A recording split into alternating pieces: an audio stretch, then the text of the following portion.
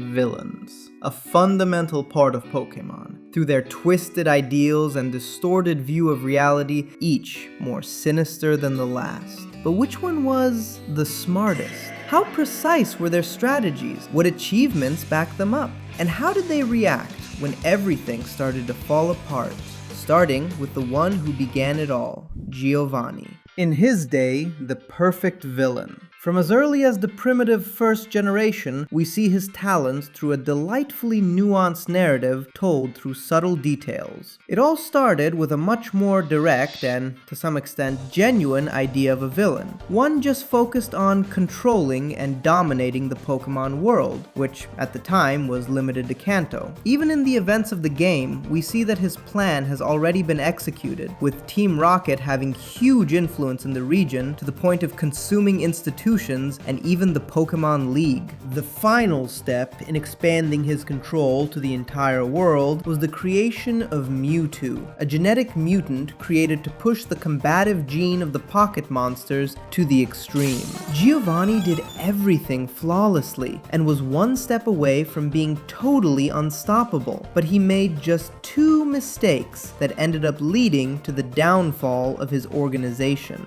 First, Mewtwo ended up being even more irrepressible than what they thought, fleeing and forcing the leader to redirect his organization's efforts into alternatives to recover it, studying the Ghost-type Pokémon, associating with Sylph Company to develop a completely infallible and unethical Pokéball, attempting to recruit the most promising trainers, and even creating one-hit knockout battle techniques. Yeah, the story of the first generation is, by now, full of headcanons. But what is a fact is that if Giovanni managed to recover Mewtwo, he would have been unstoppable. Not in Kanto, nor in the world, but in the entire multiverse, since the episode Rainbow Rocket directly introduced us to a universe in which his second mistake did not happen. This mistake was, of course, the existence of the protagonist, an endless mine of determination. Anyway, how paradoxical it is that someone capable of running his mafia with a firm hand would end up with a rebellious son. Maybe he didn't want to inherit Giovanni's empire, nor his hairline. But after his downfall, everything would change. And 3 years later, Archer would lead a resurgence of Team Rocket in decline, refusing to disappear. Because of how the games portray and belittle this version of Team Rocket, I always saw him as limited, but looking back on it, he's actually a pretty underrated leader. In the post-game of Pokemon Fire Red and Leaf Green, we see that during the events of Generation 1, Archer and Ariana were in charge of Team Rocket in the Sevi Islands, handling something as essential as managing the Pokemon used by their grunts, distributed from a warehouse under their control on that small island. So, since then he was Giovanni's right-hand man, as shown by the fact that even back then, he and his partner were the only ones with a Rocket admin trainer class? After the time skip, it's true that under his command, Team Rocket was at its lowest point, and that final scene, the desperate call for Giovanni, paints a pathetic image of a group that once did terrible things, reduced to that. But objectively speaking, they were a much bigger threat than they seemed. Their main plan was to use radio waves to force Pokemon to evolve, strengthening their army and expanding economically by trafficking powerful evolved Pokemon. To fund those operations, they dealt in luxury items like Slowpoke tails, which explains why their hideout is full of thieves acting as middlemen. But those petty crimes were only a temporary source of income. Their ambitions went far beyond that. Considering that the Rocket hideout is located beneath the Goldenrod department store, connected to an underground passage leading to a black market, it almost feels like Johto's elites were on their side. Just like the Rocket game corner in Kanto, its proximity suggests it could also have been under their influence, part of their funding network. Inside their base, we see that they reached a level of technology comparable to Giovanni's Team Rocket. So who's to say Archer didn't plan, once they secured enough resources, resources to go after the region's legendary Pokémon. The presence of Team Rocket and Ecruteak City in the remakes might hint at that, and in Pokémon Crystal, it's the Radio Tower director himself who gives us the clear bell for Suicune after we rescue him, suggesting it may have been in Team Rocket's possession. That distress call to Giovanni when the protagonist defeats him is a desperate move. But in a way, it also shows quick thinking. He had already been crushed and was about to be arrested, so why not take one last chance to bring his leader back? And it actually worked. Giovanni heard the call and was on his way back, if not for Celebi and its time travel interference. When I first played the remakes, I initially was a bit disappointed that they gave this version of Team Rocket more prominence. I loved how, in the originals, everything about them felt decayed, even down to the fact that they didn't have unique sprites or names. But looking back,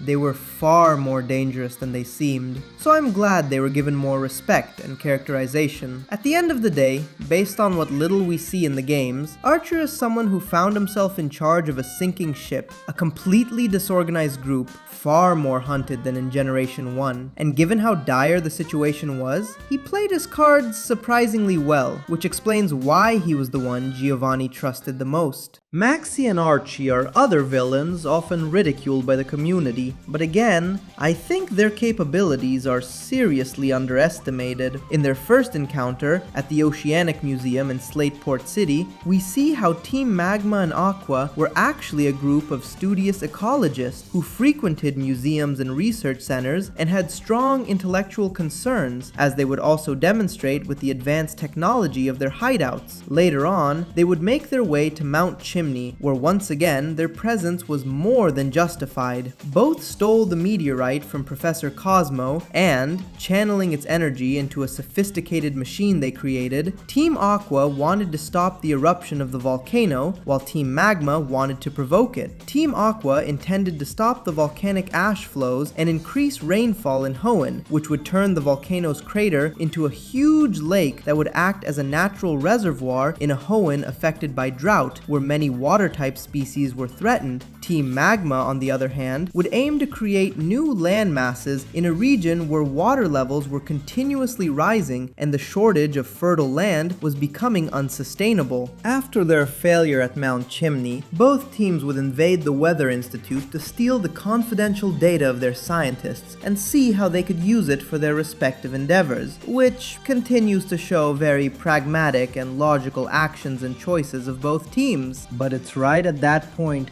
that everything starts to go wrong. Out of nowhere, they went from scientists studying meteorological phenomena and relying on new technologies to some sort of conspiracy theories believers. Suddenly, both of them got obsessed with Hoenn superstitions, and that's when they invade Mount Pyre, stealing the orbs and ignoring the warnings of the old guardians about the dangers of breaking the balance. There's really a drastic change in their way of behaving at that point in the game, which years later in the remakes would come to make sense. It was all due to the unsettling figure of Zinnia, Lorekeeper infiltrated in both organizations who was secretly manipulating their leaders. That was the reason why both of these organizations would change to that extent. They went from eco-activist intellectuals to idealists obsessed with the romanticism of the humble life of a sailor or a utopian hyper-development of humanity with more land on which to expand. Although Zinnia didn't appear directly in the original games, her existence fits too well with the radical changes already seen in Ruby and Sapphire. They really did an amazing job on these remakes in terms of wrapping up some very ambiguous parts of the story, and it's that way of being easily manipulated that really brings them down in this ranking. Because even if this is an unpopular opinion, I honestly believe that before they lost their way, Archie and Maxie were very smart and capable men with strong values and great leadership skills. Now, Cyrus is a prodigy in some aspects, with his innate talent in understanding how things like physics and machines work. Maybe his name Cyrus is not due to some sort of association with the sun as we thought, but because he believed that sunlight was optional. As a result, he acquired an extreme aversion to the emotions of humans and Pokémon, which were totally unpredictable and broke with the peace he found in the perfect logic of machines and the rules of the universe. For him, emotions, spirit, pain and joy, love and hate, everything was a virus, which corrupted his notion of a harmonious universe. With that in mind, his plan to build a new world devoid of all that, annihilating all traces of life,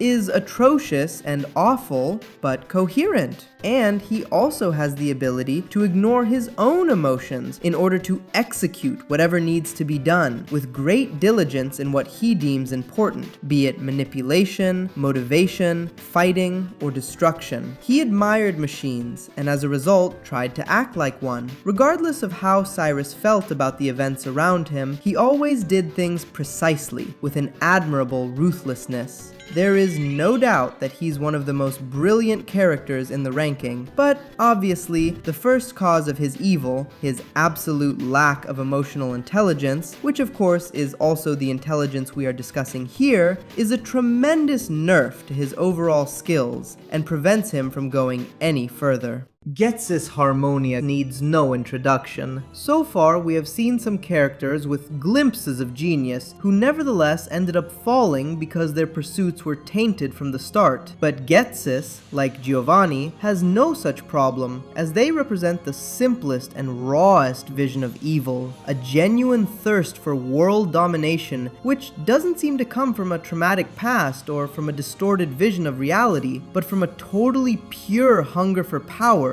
so pure that it would not be exposed to contradictions or moral questioning of any kind. He simply grabs what he thinks is rightfully his. That's why, when it comes to laying the foundations to get to that point, we witness in the games the indisputably most sophisticated and well thought out plan of the entire franchise. Starting from a meticulous study of the legends of the region, which had remained incomprehensible even to the greatest scholars of the Pokémon world, but which he managed to decipher, he would understand that to obtain the absolute power he wanted, he was missing a key piece. If he was the ultimate evil, someone of an equally pure kindness and innocence was missing. So, he adopted N and enclosed him with physical and mental walls so he could meet the legendary and be the executor of his plan. From the very first moment, Ghetsis has the whole region playing his game and dancing to his tune, and once again, the only reason he ultimately fails is due to the role of the player, an external and unavoidable element. Giovanni made 2 mistakes with Mewtwo and the protagonist, but Ghetsis only made 1 with the latter. Or maybe this is all baseless nonsense, and Ghetsis just wanted to dominate the world, to walk around in his prokaryotic cell outfit.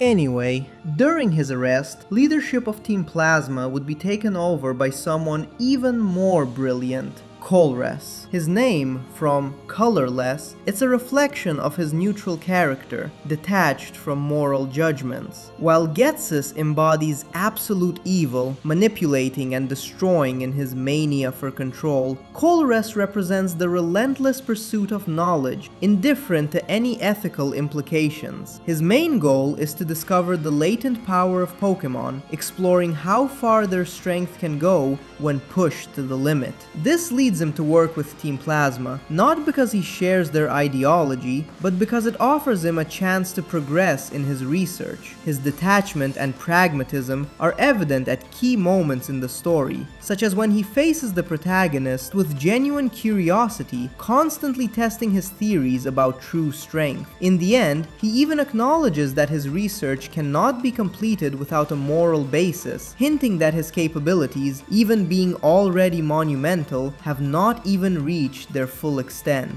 The only character in the series who could be compared would be someone who directly masters the laws of physics, such as his hairdresser.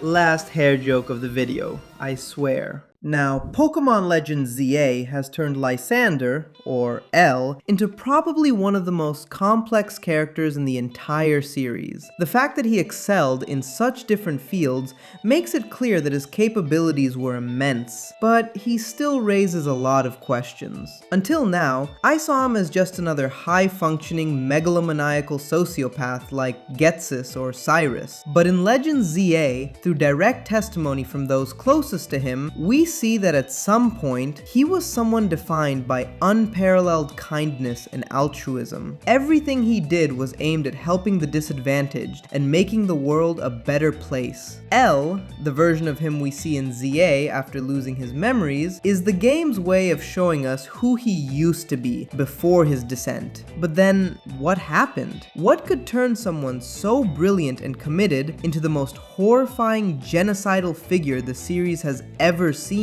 No matter how blinded he was by his obsession with creating a more beautiful world, the transformation feels too abrupt, and with no clear hints, at least for now, that he was being manipulated or influenced by some external force like other villains, which honestly would explain a lot, we're left with a harsher conclusion, that he was weak, that his values weren't strong enough, and he let himself be consumed by idealism taken to its extreme, losing touch with reality and with himself. But then, why did Zygarde save him? Knowing that at any moment he could fall back into those tendencies and become a threat again. It feels like there are still pieces missing in his story, something we haven't been told yet about what truly caused that change. So if you see something I'm missing, I'll be reading the comments. Lusamine was, in some point, a brilliant woman, but not in the most healthy sense. I wouldn't be surprised if her internal organs began to glow after fusing with a radioactive alien jellyfish. As a matter of fact, Lusamine proved to be a promising scientist with a bright future, leading investigations in the Ether Foundation that contributed to the welfare of Pokémon around the world.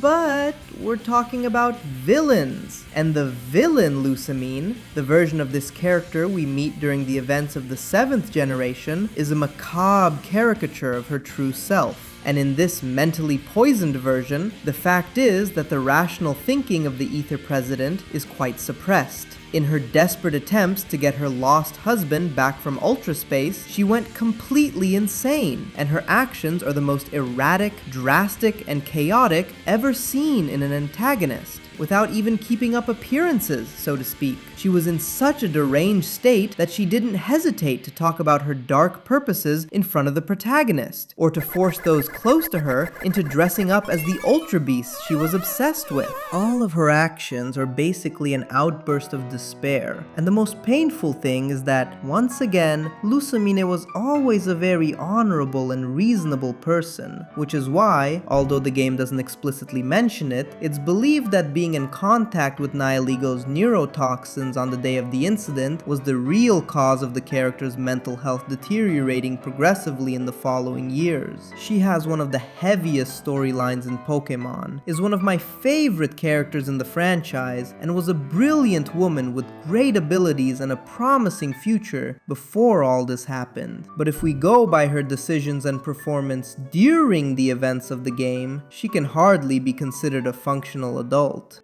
Guzma! I'm sure all of you expected him to be last in the ranking, but show more respect to his name. His goal was simply to get rich with his new family, Team Skull, even if it meant engaging in questionable acts. Guzma may not have a scientific background like the previous ones, nor many intellectual concerns, except for his puns and epic freestyle that, if you think about it, could make Team Skull the most ingenious organization in history. But leaving that aside, Guzma is never manipulated, and at no point does he lose his perspective like the previous villains. He keeps his mind clear and is quite pragmatic and efficient at all times, standing out for his ability to empathize and understand understand his comrades, the black sheep of the region, and succeeding with flying colors in his goal of giving those who went through awful experiences something to believe in, and dignity. Guzma is not stupid. In fact, he's probably the character on the whole list most aware of his own limitations and how far he can go. Of course,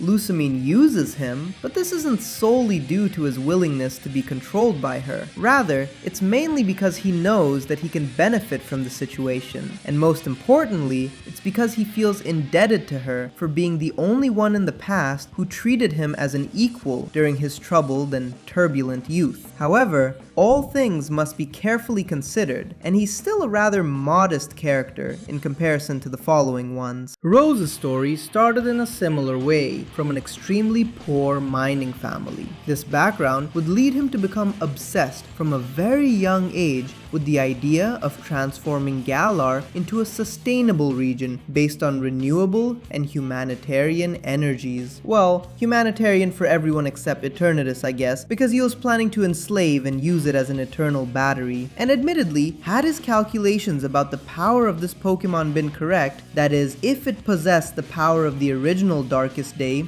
Rose might possibly have succeeded in his plan. I think it's very possible that Macrocosmos, a business conglomerate led by Rose and very cleverly specialized in Steel-type Pokemon to neutralize the poisonous legendary, would manage to neutralize Eternatus after Leon had exhausted it in battle, solving the energy crisis in the medium-long term. The name Macrocosmos hints at a special interest in outer space, so perhaps Rose was even planning to further tame Eternatus to send it to other planets to steal its energy and ensure the eternal prosperity of the Pokemon world. His fatal mistake, the one that caused his plan to fall apart, was not contemplating the possibility that Eternatus, fueled by the faith and illusion that the people of Galar placed in Dynamax that Rose himself promoted, would reach a new, totally unrestrained form, much more powerful than in the original Darkest Day. One thing that speaks against him in this case, however, is that he was not being manipulated. All his mistakes are exclusively his responsibility, and it was his own narcissism that got him blind and made him misunderstand the local legends, believing that he was the successor of the heroes they mentioned, destined to finally end the Darkest Day, or in his eyes, the energy crisis of the region. I don't think he's anywhere near to being the big moron the Pokemon community tends to caricature him as, but rather someone with quite a few psychological scars and a massive ego that causes him to make some very serious mistakes, which eventually lead to his demise. For me, Volo is a parallel case to Cyrus. Both of them, from a very young age, developed a deep contempt for everything around them. Cyrus rejected the spirit as something chaotic and unpredictable in what he believed should be a logical, harmonious world, something that had to be eradicated. With Volo, the game isn't as explicit about what exactly he despises about existence, but considering that he also sought to reset the universe, erasing humanity in the process, it's clear he reached a similarly extreme level of detachment and delusion. Both are master manipulators and geniuses in their respective fields, technology and science in Cyrus's case, and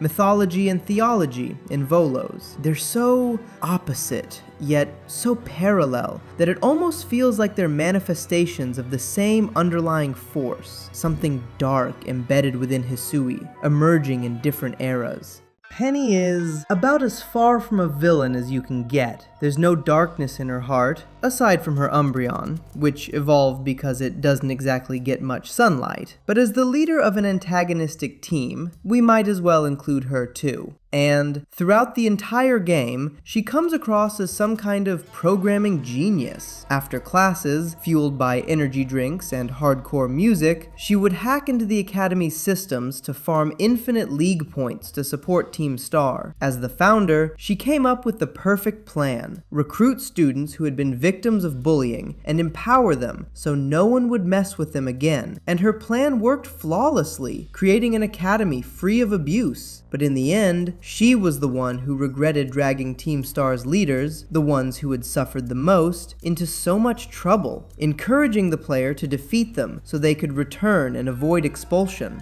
That's where you see it. Her inexperience with personal relationships is her weak point, but when it comes to planning, data, and analysis, she's an unprecedented prodigy for her age. She was even confident she could hack into Area Zero, if it weren't protected by something that goes beyond human intelligence.